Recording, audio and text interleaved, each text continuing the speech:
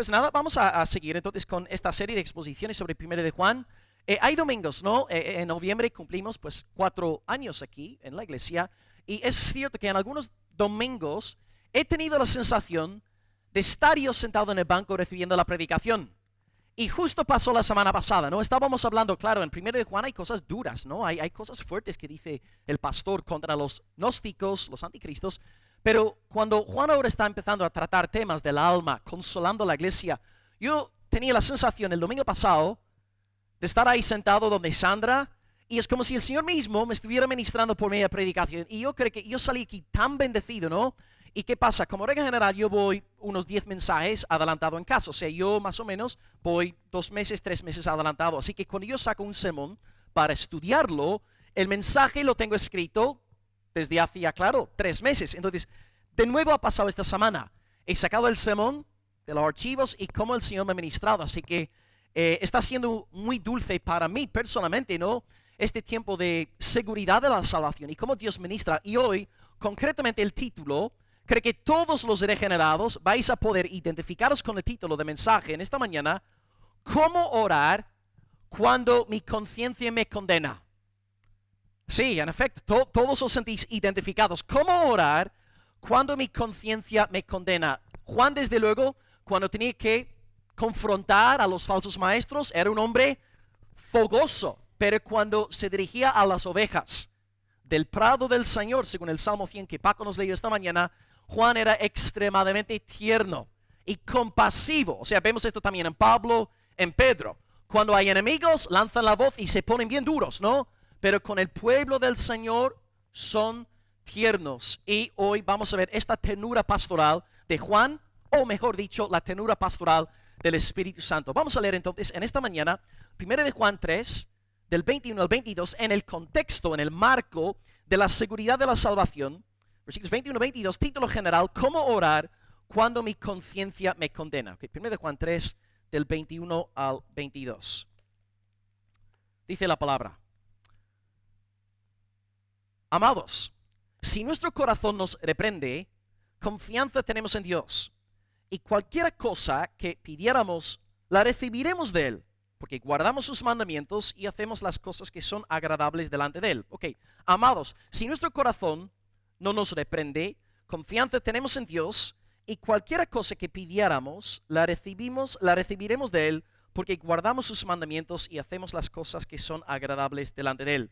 Ok, aquí a finales del capítulo 3 de 1 de Juan, estamos en una sección llamada seguridad de la salvación. Estamos tratando el tema de la seguridad de la salvación y os expliqué la semana pasada brevemente que Juan nombra 3 pruebas de la salvación. ¿Cómo puedo yo saber si soy salvo o no?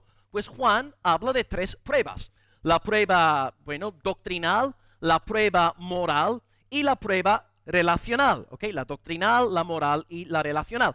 La prueba doctrinal es fe en el Cristo crucificado, en el Cristo resucitado como el único mediador entre Dios y los hombres.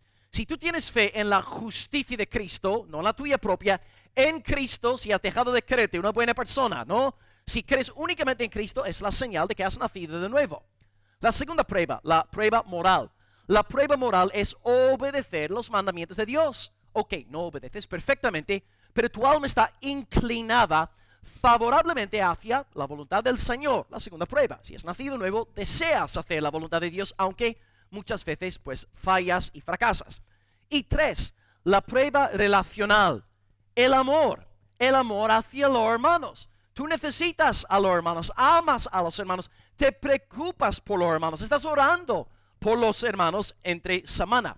3 pruebas entonces según Juan: la doctrinal, la moral y la relacional. Ahora bien, estas 3 cosas en sí no son la salvación, pero son el fruto de la salvación. Porque una persona regenerada, una persona que ha nacido de nuevo, tendrá fe, tendrá obediencia y tendrá amor. Desde luego, su fe, su obediencia y su amor muchas veces pues distan, ¿no?, de ser perfectos, pero hay fe, hay obediencia y hay amor. Ok, tenemos hoy 2 puntos y son los siguientes. Punto número 1, versículo 21 dice, el título será confianza en Dios. Ok, versículo 21, confianza en Dios. Y número 2, oración a Dios. ¿Ok? Número 1, confianza en Dios, versículo 21. Y número 2, oración a Dios, versículo 22. Pues empezamos en esta mañana con el versículo 21, confianza en Dios. Dice, amados, si nuestro corazón no nos reprende, confianza tenemos en Dios. Amados, si nuestro corazón no nos reprende, confianza tenemos en Dios. Bueno, la semana pasada hablamos sobre esta lucha que tenemos con nuestra conciencia, ¿no? Nuestro corazón muchas veces nos condena. Y esta realidad es propia de una oveja, porque la oveja por naturaleza es un animal manso, humilde, y por eso muchas veces como ovejas nos comemos el coco, ¿cierto? Las cabras no. Las cabras se creen perfectas, magníficas, y como decía Jonathan Edwards en un libro que estaba leyendo a principios de la cuarentena, Jonathan Edwards dice, las ovejas suelen creerse peores de lo que son, y las cabras suelen creerse mejores de lo que son. Así que la oveja por naturaleza, al ser un animal manso, al ser humilde, pues muchas veces pelea con su conciencia. Y cuando un cristiano ve que su fe no es fuerte, que su obediencia no es perfecta, que su amor deja mucho que desear, pues desde luego empieza a sufrir con terribles luchas de conciencia.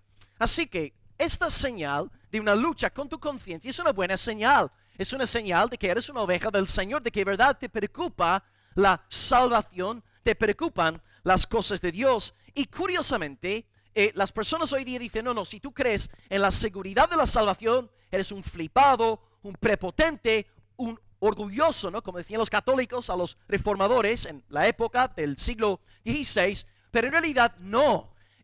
Las personas que disfrutan de la seguridad de la salvación son personas profundamente quebrantadas, que han perdido toda su confianza en sí mismas, saben que su fe deja mucho que desear, saben que su obediencia no es perfecta, saben que su amor podría ser mejor, pero aún así han aprendido a depositar toda su confianza únicamente en la sangre que fue derramada en la cruz del Calvario. Entonces la persona que se gloria en la seguridad de la salvación es una persona quebrantada, es una persona mansa, es una persona que llora por sus pecados, pero al llorar por sus pecados, al ser una persona quebrantada, ve la gloria de Dios en Cristo y confía únicamente en el Salvador. Así que si tú te topas con una persona por ahí que te dice, pues yo soy un creyente, yo tengo la seguridad de la salvación, y te lo dice con el pecho hinchado, creyéndose, ¿no? El rey de la selva, pues esa persona podría ser una cabra. Porque cuando tú de verdad tienes la seguridad de la salvación, esta realidad produce en ti humildad, quebrantamiento. No te crees más de lo que eres. Entonces tenemos que disipar, deshacernos de esta idea de que si tenemos la seguridad de la salvación, somos personas orgullosas, altivas, etc. No es así. La seguridad de la salvación es para los quebrantados que han perdido su fe en sí mismas. Y como regla general, si estudiamos la historia de la iglesia, hay ciertos hombres que desde su conversión en adelante siempre han disfrutado de la plenitud de la salvación. Por ejemplo, estaba hablando con un querido pastor esta semana en el Reino Unido, y estuvimos hablando sobre un hombre llamado Billy Bray. Billy Bray era un gran predicador británico, y este hombre desde el día de su conversión en adelante, como que este hombre vivía en las nubes, ¿no? Tan lleno de Dios, lleno del Espíritu Santo, y es como si nunca hubiese tenido una sola lucha en toda su vida. Pero como regla general, cuando estudiamos la historia de la iglesia, normalmente la seguridad de la salvación llega a las vidas después de una lucha fuerte con nuestras conciencias, una lucha en el día a día. Y luego al disciplinarnos, a predicarnos el Evangelio, luego recibimos esta llenura, esta convicción, esta plenitud de parte del Señor. Y si me permitís muy brevemente comentar algo de mi propia experiencia cristiana. Ya sabéis que en el púlpito pues no me gusta, ¿no?, hablar de mí mismo, pero creo que esto va a arrojar luz sobre este tema. Yo antes de disfrutar de la seguridad de la salvación en el Señor, yo vivía totalmente atormentado, ¿no? Me acuerdo como joven acostándome por la noche con esas peleas en mi mente pensando, si yo muriese, ¿no?, teniendo un sueño perverso esta noche, seguramente iría al infierno, ¿no? Yo luchaba terriblemente como joven con mi mente. Y luego el Señor fue, Romanos 8, 30, 31, que el Padre usó para sacarme del fango, ¿no?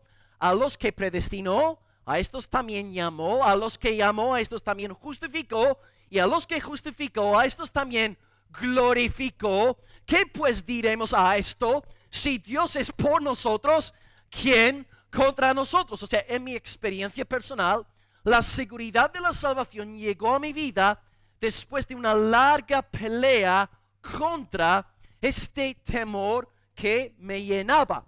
Así que hay gente como Billy Bray, que desde el día 1 de su salvación hasta que no estén en la gloria, ahí están llenas esas personas del Señor, felices, contentos, pero la gran mayoría de los cristianos, comunes y corrientes, peleamos con nuestra conciencia, sufrimos entre semana. Juan entonces, como buen pastor, quiere animar a la iglesia, animar a los hermanos a disfrutar de la seguridad de la salvación.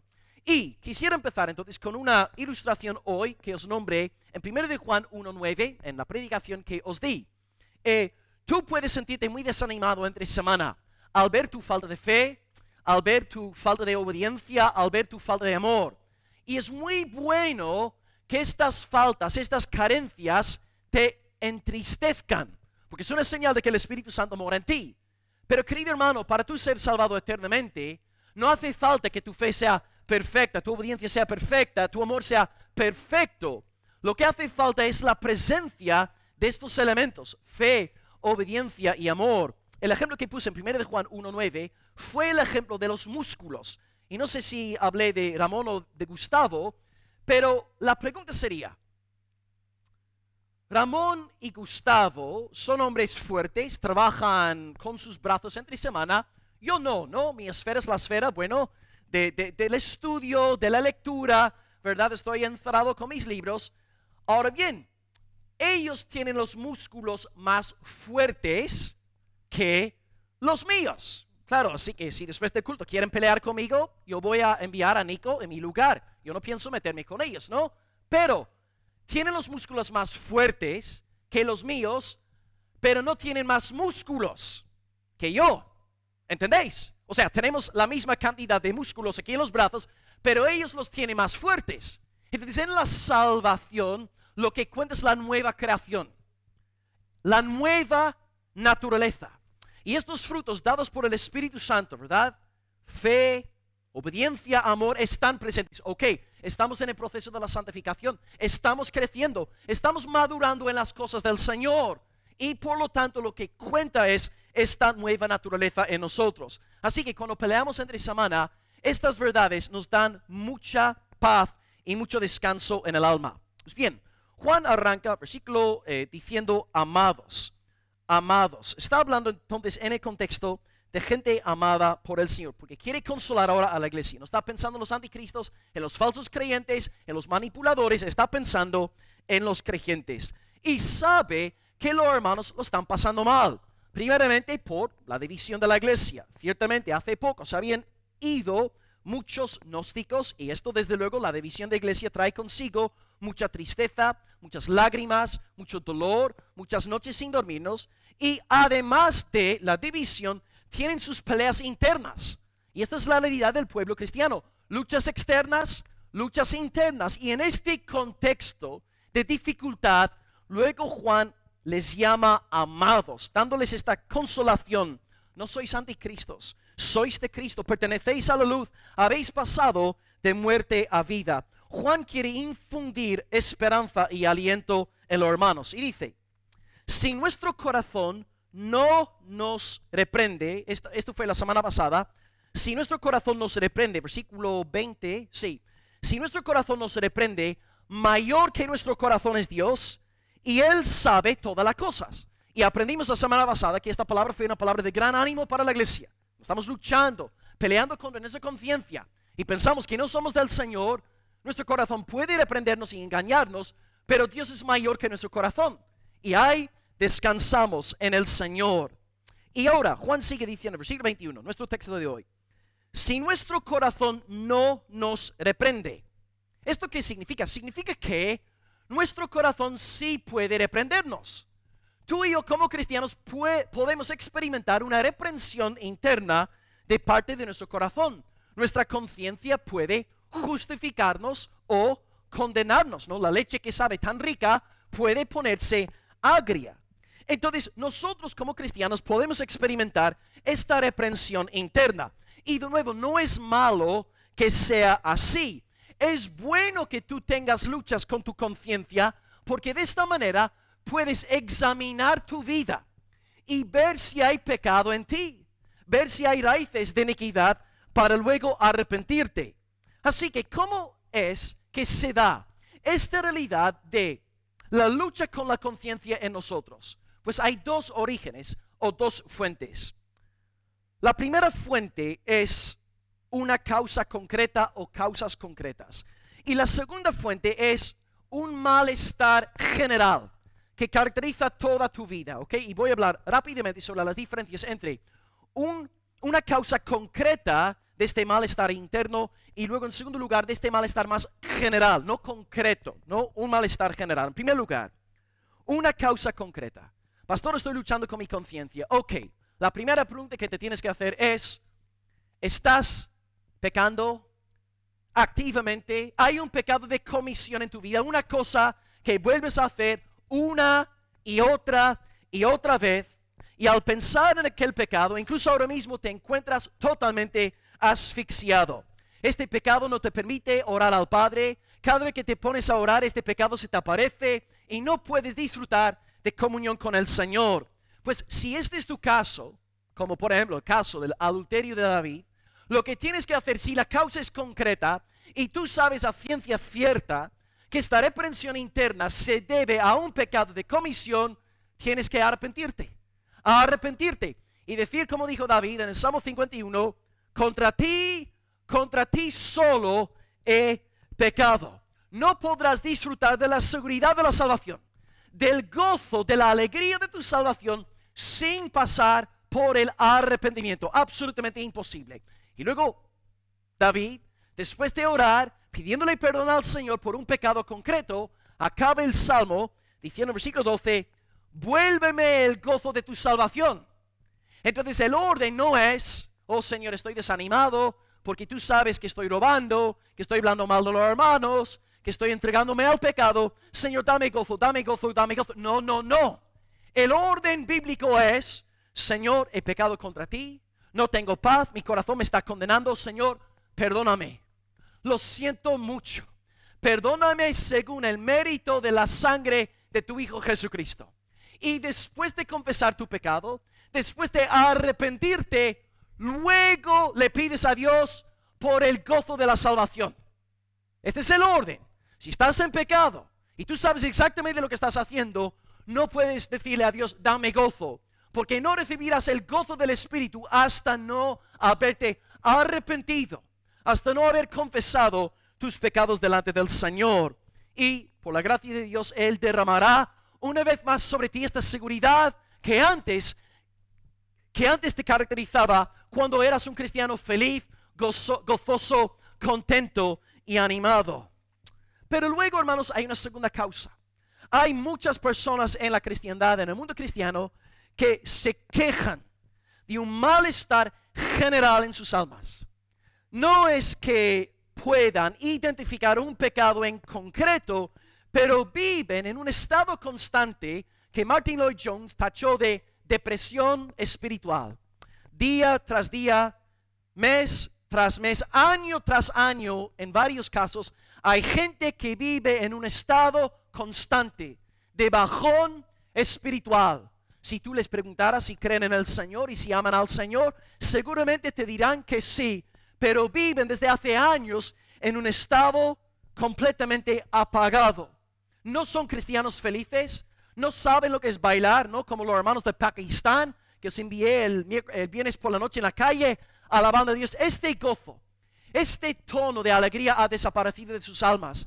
Y muchos llevan meses o años así. Hay cristianos amargados. Hay cristianos que no son felices. Y mira, ¿qué podemos hacer en tal caso? Pues una vez más tenemos que hacer un examen del alma.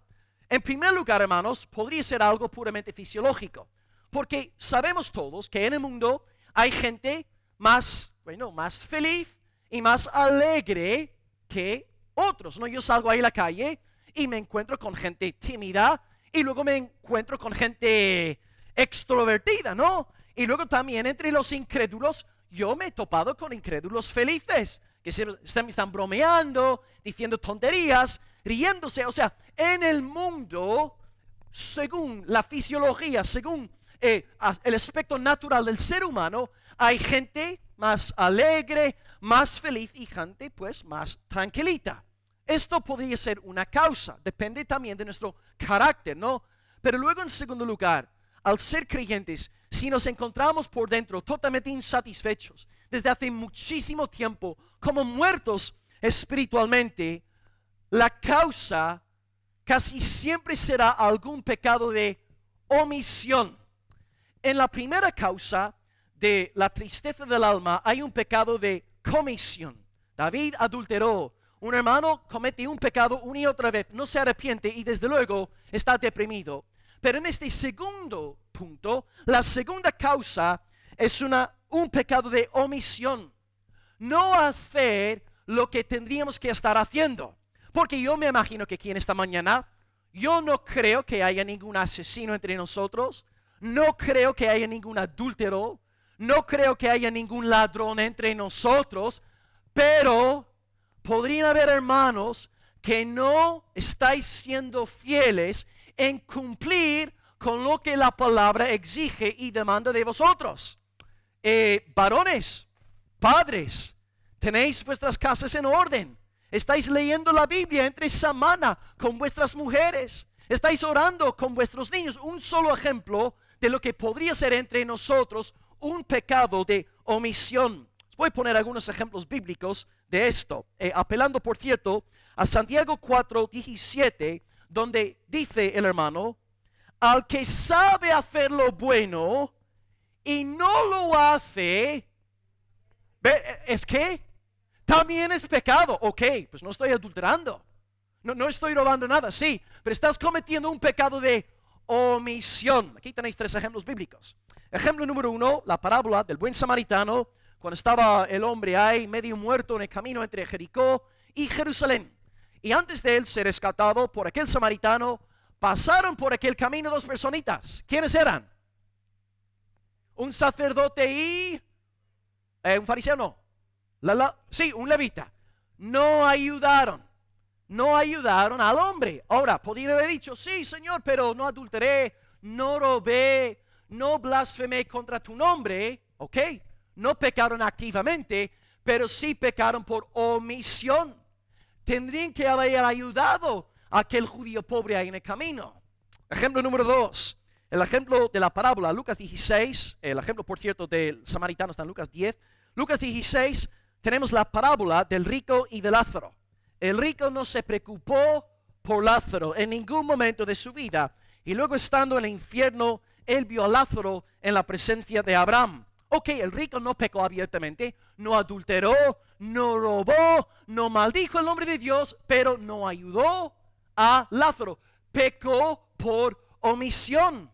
Y ejemplo número 3, Mateo capítulo 25, cuando Cristo, en el contexto del gran juicio de las naciones, dice, versículo 45, de cierto os digo que en cuanto no lo hicisteis a uno de estos más pequeños, tampoco a mí lo hicisteis. Jesús está hablando en el contexto de dar de comer a los hambrientos, dar de beber a los sedientos, dar cobijo a los que, no tienen dónde quedarse, no tienen ropa. Y Cristo dice en el gran día final que aquellos que no han querido servir a sus hermanos, ayudar a sus hermanos, dar de comer a sus hermanos, aportar para la bendición de sus hermanos, Jesús dice, versículo 46, irán estos al castigo eterno y los justos a la vida eterna. Entonces, una vez más, el amor hacia los hermanos es una manifestación de la verdadera salvación. Pero puede ser que tú estés aquí en nuestra iglesia hoy y no estás amando a los hermanos. Pasas olímpicamente de la iglesia y no oras por los hermanos en la semana, no te preocupas por los hermanos. Entonces estás viviendo en un constante pecado de omisión. Ok, no eres un adúltero, no eres un asesino. Ok, no estás murmurando contra nadie, pero no estás haciendo el bien que podrías estar haciendo. Y muchas veces estas omisiones fomentan en nosotros una conciencia apagada. Porque el Espíritu Santo sabe de sobra que no estamos cumpliendo con lo que Dios nos está diciendo en su santa palabra. Por eso necesitamos examinarnos a nosotros mismos. Las damas, vosotras mujeres, las casadas, sabéis de sobra que la palabra manda que la dama esté sometida a su marido. Pero si tú estás toda la semana machacando a tu marido, ¿no?, llamándole la atención cada 2 por 3, oponiéndote a su rol de liderazgo en la iglesia, es normal que estés apagada como mujer, porque no te estás sometiendo a la revelación de Dios. Quisieran esta mañana libraros, hermanos, de estos pecados de omisión que luego producen bajón espiritual. Nos quitan la alegría, nos quitan el baile que tiene que estar presente en una vida cristiana saludable. Una cosa final que podría aplicarse en nuestra iglesia, el trabajar demasiado. Dios nos ha dado, como oró la hermana esta mañana, un día de reposo.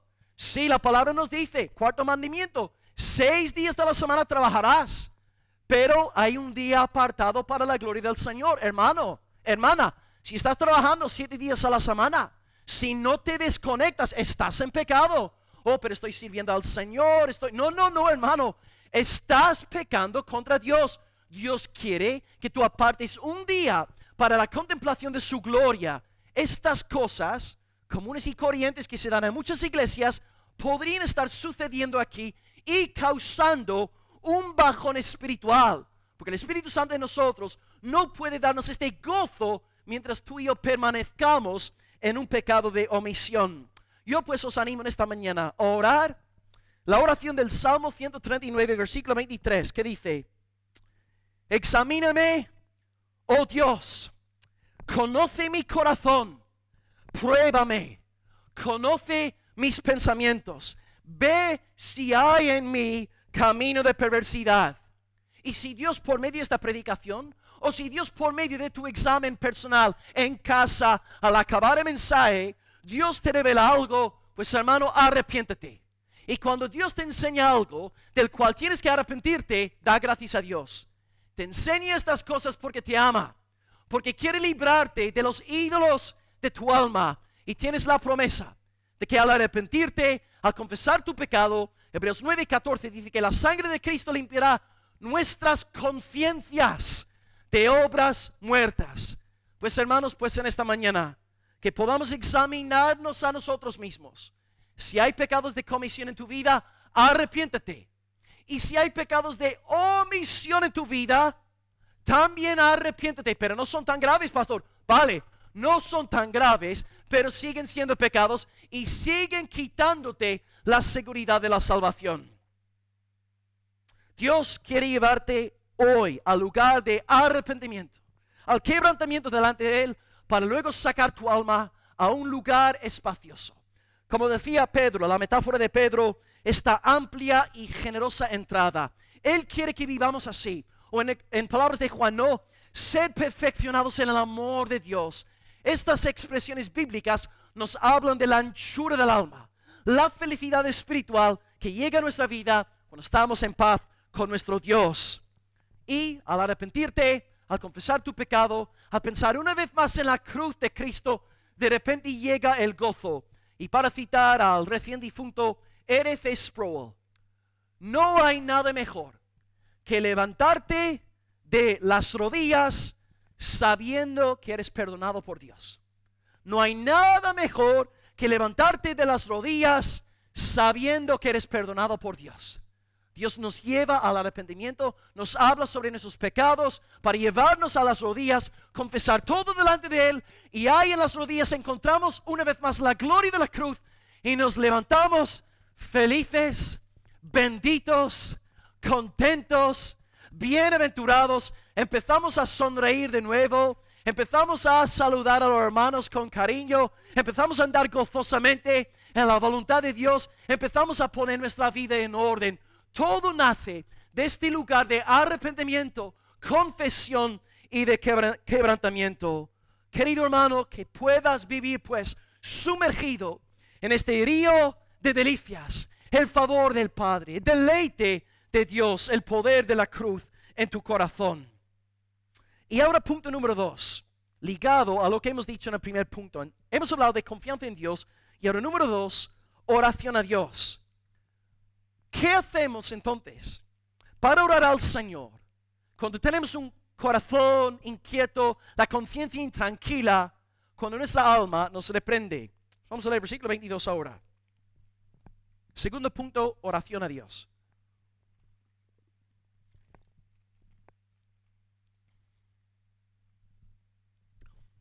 Y cualquier cosa que pidiéramos, la recibiremos de Él, porque guardamos sus mandamientos y hacemos las cosas que son agradables delante de Él.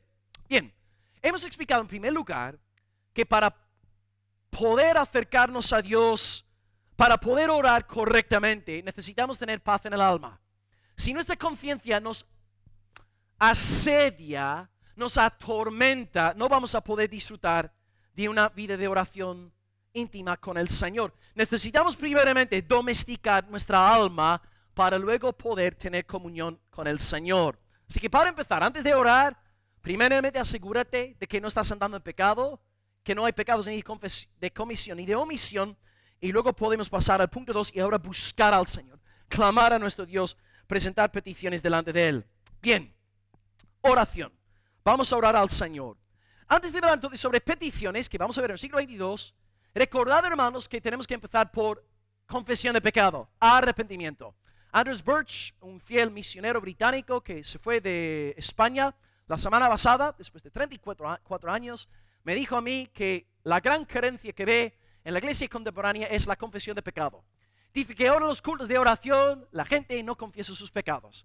Solamente piden, ¿verdad? Y algo que yo he visto, incluso en nuestras oraciones recientemente y que me da mucha alegría, es que casi todas las semanas ahora hay hermanos confesando los pecados, también los pecados congregacionales. Esto es una buena señal, porque queremos como iglesia orar cada vez más bíblicamente.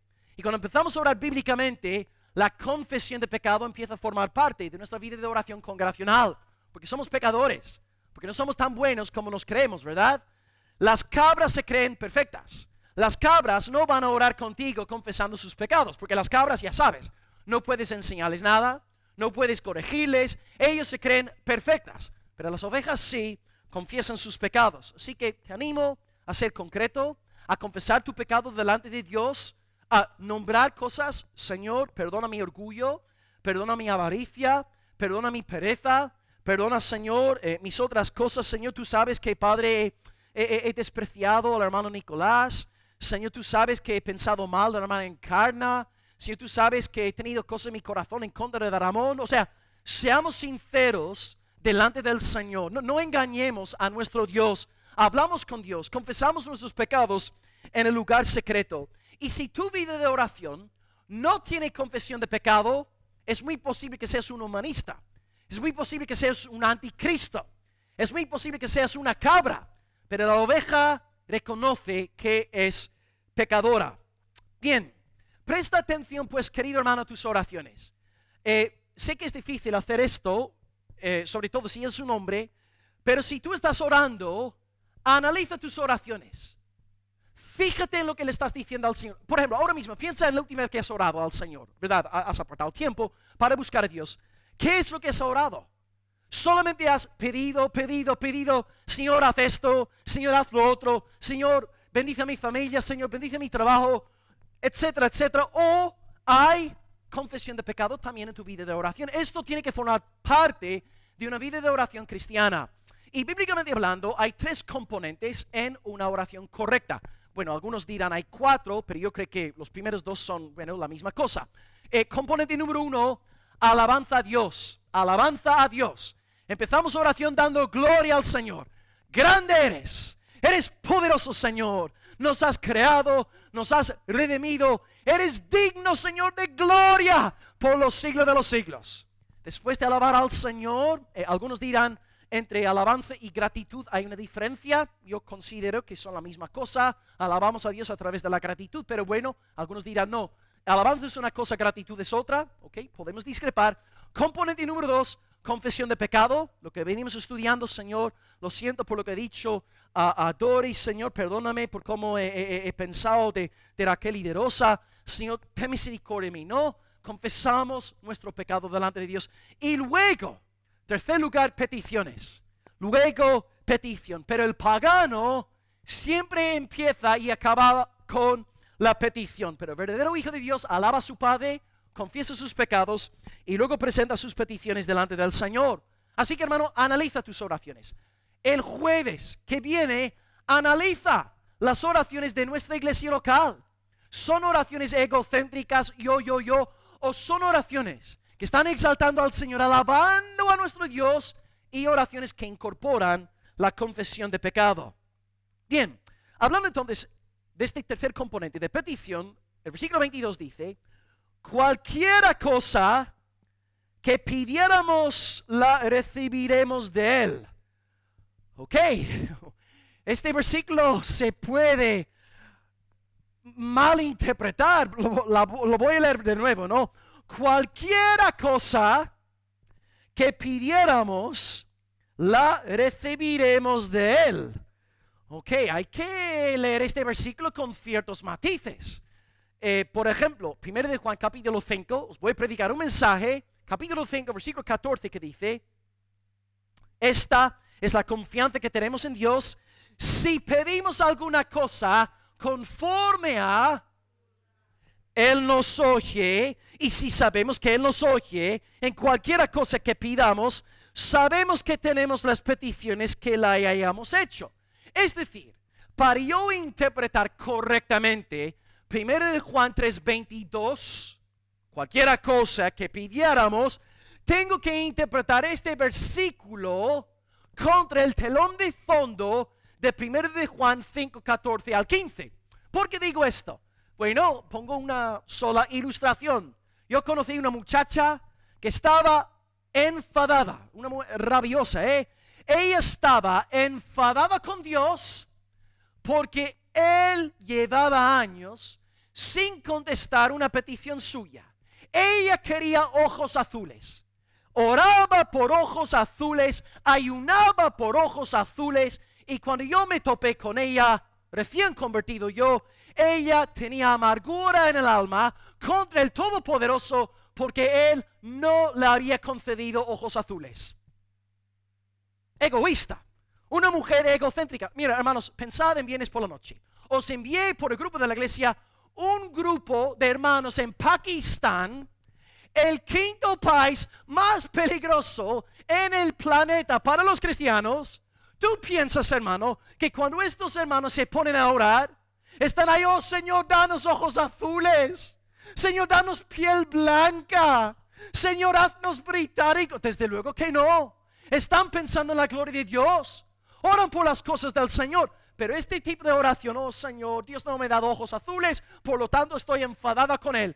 Este tipo de cristianismo solo existe en países acomodados, donde la fe no cuesta nada, donde no tienes que sacrificar nada para ser un cristiano. Pero te aseguro, hermanos, que en los países perseguidos nadie está orando por ojos azules. Están orando para que se cumpla la voluntad de Dios. 1 de Juan, versículo 5. Así que, cuando leemos este texto, cualquiera cosa que pidiéramos, entendemos que cualquiera cosa corresponde con las cosas que estén de acuerdo con la santa voluntad de nuestro Señor. Hay gente que abusa de este versículo. Hermana, ¿quieres un esposo? Cualquiera cosa que pidieras con fe. Es un abuso del texto bíblico. Oramos de acuerdo a la santa voluntad del Señor. De otro modo, convertimos a nuestro Dios en el genio de la lámpara. ¿Habéis visto la peli esa Aladín, no? Que salió en los 90. Dios es un genio que manipulamos según nuestros antojos. Y hay otros versículos que son muy mal interpretados en este sentido. Mateo 7:7 dice: pedid y se os dará, buscad y hallaréis, llamad y se os abrirá. Otro que también he visto muchos sermones abusando de este versículo, Mateo 21:22: todo lo que pidiereis en oración, creyendo, lo recibiréis. O sea, a primera vista, con ojos carnales, yo podría leer estos versículos a través del filtro de yo quiero ojos azules. Pero cuando entiendo que las peticiones han de ser peticiones teocéntricas, bibliocéntricas, cristocéntricas, pues nuestras oraciones cobran otra dimensión. Y quisiera ahora leer 4 versículos de Cristo, estamos ahora con Juan, pero donde Cristo también especifica que tenemos que orar según su voluntad. 4 versículos. Primero, Juan 14:13 dice: todo lo que pidiereis en mi nombre, lo haré, para que el Padre sea glorificado en el Hijo. Si algo pidiereis en mi nombre, yo lo haré. Expresión importante, en mi nombre. Volveré a comentar eso en un momento. 2, Juan 15:7. Si permanecéis en mí y mis palabras permanecen en vosotros, pedid todo lo que queréis y os será hecho. Tenéis que permanecer en mí, porque claro, si permanecéis en Cristo, vais a pedir las cosas de acuerdo al corazón de Cristo. Texto número 3, Juan 15:16, el versículo de mi día de bautismo. Yo os elegí a vosotros, os he puesto para que vayáis y llevéis fruto, y vuestro fruto permanezca, para que todo lo que pidierais al Padre en mi nombre, Él os lo dé. Ahí está de nuevo, en mi nombre, en mi nombre. 4, Juan 16:23.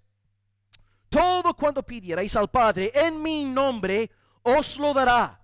Hasta ahora nada habéis pedido en mi nombre, pedid y recibiréis, para que vuestro gozo sea cumplido. Bien, en los 4 textos que acabo de citaros, Cristo habla de manera concreta en cuanto a nuestras peticiones. 3 de los versículos han dicho que tenemos que orar en su nombre, y el otro texto ha dicho que tenemos que pedir si estamos permaneciendo en Él. Estas verdades nos ayudan a interpretar otras expresiones tales como buscad y hallaréis. ¿Qué aprendemos pues de estos 4 textos citados? Para tú orar en el nombre de Cristo, es como si tú estuvieras orando en el lugar del Salvador. Como si el Salvador, para que nos entendamos, se encarnase en ti durante 5 minutos y ahora Cristo va a orar a través de ti. ¿Qué es lo que Cristo oraría en aquel momento si Él se encarnara en ti? Esta es la idea. Entonces, hermanos, ya de entrada podemos descartar oraciones por ojos azules. A lo mejor me equivoco. ¿Alguien aquí piensa que nuestro crucificado, amado, glorioso Salvador estuvo en esta tierra preocupado por el color de sus ojos? ¿Tú piensas que de verdad Cristo estaba preocupado por estas cosas tan banales, cosas egocéntricas? Él vivía para la gloria de su Padre. Y cuando estudiamos la vida de oración de Cristo, ¿no? Decía: Padre, glorifica tu nombre. Juan 12, versículo 28. Padre, glorifica tu nombre. Se echa tu santa voluntad. Entonces, hermano, pregúntate hoy, antes de orar al Señor, si Cristo ahora estuviera en mí, encarnado físicamente, ¿qué oraría? Porque si tú empiezas a pensar así, yo te digo que hay muchas cosas que van a desaparecer de tu vida de oración. Y hubo una cosa que se dijo, ¿no? La hermana oró en el culto del jueves y dije amén, ¿no? La hermana dijo en repetidas ocasiones: Señor, quita las niñerías de la iglesia. Quita las niñerías de la iglesia. Hermanos, yo de verdad, yo estudio lo que pasa en Pakistán, yo estudio lo que pasa en Sudán, en Somalia, en Irak, Irán, en Corea del Norte. Y luego me entero de todas las tonterías que se están dando en la iglesia occidental. Yo de verdad, por favor, hermanos, necesitamos crecer, necesitamos ser maduros, necesitamos orar como Cristo y dejar atrás todas estas niñerías, ¿no? Y gente que ya ni siquiera quiere congregarse porque fulano no me saluda y me ha mirado mal. Hermanos, por favor, ponte en el lugar de Jesucristo, ponte en el lugar de la iglesia perseguida. Deja de ser un niño. Deja de ser un egocéntrico. Yo. Piensa en la gloria del Padre. Piensa en la extensión de las estacas del reinado de Jesucristo. Dios nos dé una iglesia verdaderamente espiritual, fuerte en el Espíritu Santo, Líbranos, oh Señor, de estas malditas niñerías que nos están plagando hoy. Y cito también otro texto que sirve como confirmación de todo lo que vengo diciendo. Salmo 37:4, otro texto muy abusado, dice: deleítate a sí mismo en el Señor y ya, ahí está. Él concederá las peticiones de tu corazón si te deleitas en Él. Pero claro, ¿qué pasa? Cuando tú te deleitas en Dios, y Dios es tu gozo, tu cántico, tu todo en todo, tus peticiones van a glorificar a Dios. No vas a, ay Señor, por favor, dame ojos azules. Vas a pensar en el Evangelio, en la gloria del Señor, en la fortaleza de la iglesia. ¿Entendéis? Una persona que se deleita en el Señor ora de una forma teocéntrica y no egocéntrica. Dios nos dé una vida de oración bíblica. Y si Dios ve en tu vida de oración que estás clamando por el avance del Evangelio, la gloria de Cristo, ¿cómo no va a contestarte el Señor? ¿Cómo no va a responderte? Porque Él se deleita en semejantes peticiones. Por lo tanto, oremos bíblicamente. Y cuando estamos bien en el Señor, deleitándonos en Él, la oración no sale de forma espontánea. No podemos parar de orar. Pero cuando nuestro corazón nos reprende, estamos año tras año en bajón, no estamos haciendo todo el bien que podemos estar haciendo, con razón no tenemos ganas de orar. Por eso, un pastor, antes de morir en el 2019, B.H. Clendenin me dijo, Will, me dice, muy pocas iglesias alcanzan más de un 10% de la membresía en sus reuniones de oración. Muy pocas iglesias alcanzan más de un 10% de su membresía en la oración. Ahora entendemos, hay hermanos que trabajan, eso lo entendemos que hay otras necesidades, pero también entendemos que hay hermanos que podrían estar orando, clamando con la iglesia, y donde la iglesia en Sudán ora 7 días a la semana, se reúnen todos los días para orar. Aquí en Europa, hermanos, un día a la semana, un día al mes, nos cuesta la misma vida. Tenemos que volver al Señor, tenemos que arrepentirnos, tenemos que buscar primeramente el reino de Dios y su justicia. Dios encienda nuestra vida de oración, que podamos vivir libres de esta reprensión continua del Espíritu Santo dentro de nosotros. Y bien, acabo con la última cláusula. Bueno, las últimas dos que dicen lo mismo. Cualquier cosa que pidiéramos, la recibiremos de Él. He explicado que cualquier cosa hay que interpretar esta frase dentro del marco bíblico, las frases de Jesús y luego 1 de Juan 5. Y acabamos con las dos cláusulas finales. Porque guardamos sus mandamientos y hacemos las cosas que son agradables delante de Él. O sea, es como si estuviera diciendo lo mismo que el Salmo 37:4. Si tú obedeces a Dios, si tú haces lo que es agradable delante de Él, o sea, te estás deleitando en el Señor, pues desde luego puedes pedirle a Dios cualquier cosa y te la va a dar, porque tú estás deleitándote en Él. O sea, es como si Juan aquí estuviera redactando su propia versión del Salmo 37, versículo 4, pero claro, con otras palabras. Bien, si tú entonces obedeces a Dios, si guardas sus mandamientos, eres una persona bajo el control del Espíritu Santo. Por lo tanto, tus oraciones van a glorificar a Dios y el Señor se va a recrear, en tu vida de oración. Así que es innegable que ningún cristiano guarde los mandamientos de Dios perfectamente. No quisiera que nadie aquí se sintiera desanimado. Ya hemos explicado la semana pasada que nuestra obediencia deja mucho que desear muchas veces, pero nos arrepentimos, confesamos nuestros pecados, confiamos en Cristo. Pero Martin Lloyd Jones aquí explica algo que a mí me ha ayudado mucho. Dice, guardar los mandamientos significa, siempre me preocupa vivir la vida cristiana tan plenamente como pueda, y que mi gran objetivo es ser agradable a sus ojos. Repito, guardar los mandamientos significa que siempre me preocupa vivir la vida cristiana tan plenamente como pueda, y que mi gran objetivo es ser agradable a sus ojos.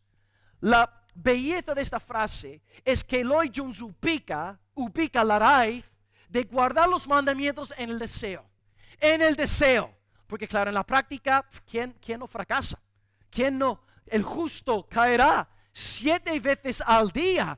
Pero Lloyd Jones ubica la raíz de guardar los mandamientos en el corazón. Y ya que tú, al ser regenerado, quieres ser agradable a Dios, quieres glorificar a tu Padre, por eso te duele tanto cuando pecas. Porque realmente quieres guardar los mandamientos. Eres un hijo de Dios. Así que ten ánimo cuando tu conciencia te machaca. Porque te está revelando el Espíritu que en ti hay una naturaleza renovada. Y aquí cito un texto. Salmo 66, 18 dice: si en mi corazón hubiese yo mirado a la iniquidad, el Señor no me habría escuchado. Mas ciertamente me escuchó Dios, atendió la voz de mi súplica.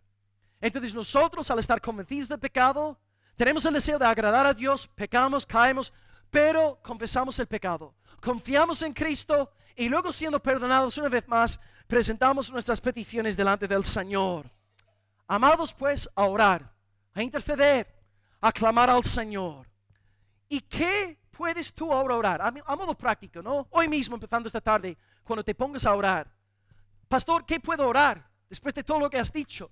Bueno, podrías coger la primera epístola de Juan y el versículo 1 en adelante, convirtiendo el libro en una larga lista de peticiones centradas en la gloria de Dios. Yo aquí he redactado una pequeña lista de todo lo que hemos visto en estas predicaciones hasta el día de hoy. Tiene 7 u 8 puntos. 1. Puedes orar para que muchos conozcan al Dios hombre Jesucristo. Versículos 1 al 4, ¿no? Cristo 100% Dios, Cristo 100% hombre. O sea, conviertes la palabra en tu libro de oración privada. 2. Ora para que el pueblo del Señor rebose en gozo. El propósito de la carta, dice Juan en versículo 3 o versículo 4. Luego puedes orar para que Dios guarde su iglesia de los gnósticos, de los anticristos, de los lobos, de los falsos hermanos, del veneno del abismo. Ora. 4.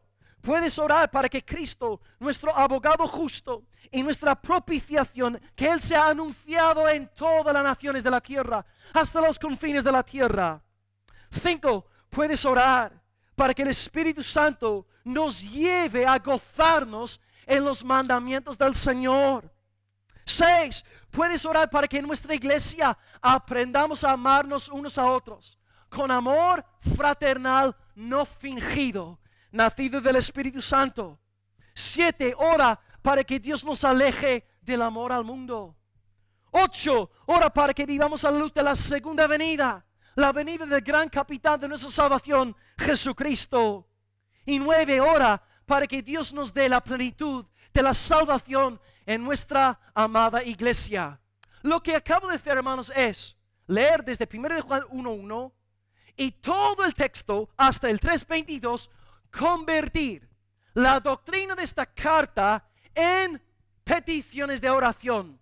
Hermano, cuando tú no sabes qué orar, y muchas veces aquí los jueves con vosotros lo hago, cuando en algunos momentos cuando mi mente empieza a divagar, o no estoy concentrándome bien, claro, todos peleamos con esto. Bueno, a lo mejor yo soy el único, ¿no? Pero cuando estamos orando, ¿no es cierto que nuestra mente empieza a decirnos: ¡oh, qué bueno el vídeo de YouTube que viste ayer!, ¿no? ¡Oh, qué interesante! A ver qué va a poner mi esposa para cenar esta noche. Y tienes que disciplinarte, ¿no?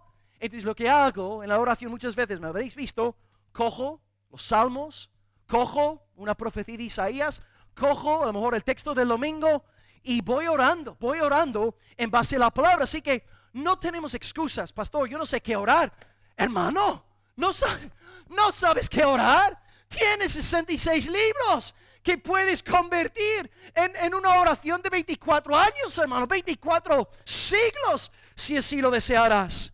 Que Dios pues nos dé una vida rica, enriquecida de oración como iglesia, y que nuestras oraciones sean cada vez más bíblicas para la gloria del Señor. Así que os animo hoy a emprender una vez más esa aventura de oración, buscando al Señor, apaciguando la guerra del alma, confiando en Cristo por medio del arrepentimiento y de la confesión. Pero también tengo que acabar con una mala noticia. El salmo que leí hace un rato, Salmo 66, 18, dice: si en mi corazón hubiese yo mirado a la iniquidad, el Señor no me habría escuchado. Dios detesta las oraciones de los impíos, dice la palabra del Señor, Dios no oye su clamor, su súplica. Pero ¿qué pasa? Fuera de Cristo, todos los paganos están orando según sus caprichos. No, yo quiero una promoción, yo quiero sacar un 10 en mis exámenes. Y están orando a un Dios totalmente pagano que sirve sus propios intereses. Dios odia, Dios detesta las oraciones de los impíos, dice la palabra.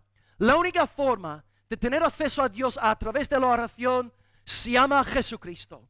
Él es el único mediador entre Dios y los hombres. Él es el único salvador. Y Dios empezará a deleitarse en tus oraciones cuando tú te presentes delante de Dios en el nombre de Cristo, según la virtud de Cristo, de acuerdo al mérito de Cristo. Porque cuando Dios oye el nombre de Cristo, es como el café recién preparado, es como el pan recién sacado del horno, es como el césped, wow, recién cortado, es como el diésel recién echado en el coche, olor agradable, ¿verdad, hermano? Bueno, a mí me gusta el diésel. Olor agradable al Señor. Si quieres tener acceso al trono de Dios y quieres tener una vida de oración con el Señor, tienes que pasar por el filtro de Jesucristo. Estas oraciones: Señor, dame más dinero, Señor, dame una promoción, Señor, permite que mi maestro apruebe mis exámenes, son abominación delante de Dios, porque son oraciones carnales, egocéntricas, son oraciones de Señor, dame ojos azules. La única oración aceptable al Padre es la oración en el nombre de Jesucristo. Por lo tanto, hoy, incrédulos, acercaos a Cristo por medio de la fe, y como cantamos en este hermoso himno, el segundo de hoy, en la sangre de Cristo, en la cruz de Jesús hay acceso a la mismísima presencia de Dios. Clamad hoy al Señor y sabed a ciencia cierta que en el Cristo crucificado, en el Cristo resucitado, hay comunión con el Señor Dios Todopoderoso. Aleluya, gloria al Señor. Leamos nuestros versículos antes de concluir. Versículos 21 y 22. Amados, si nuestro corazón no nos reprende, confianza tenemos en Dios, y cualquier cosa que pidiéramos, la recibiremos de Él, porque guardamos sus mandamientos y hacemos las cosas que son agradables delante de Él.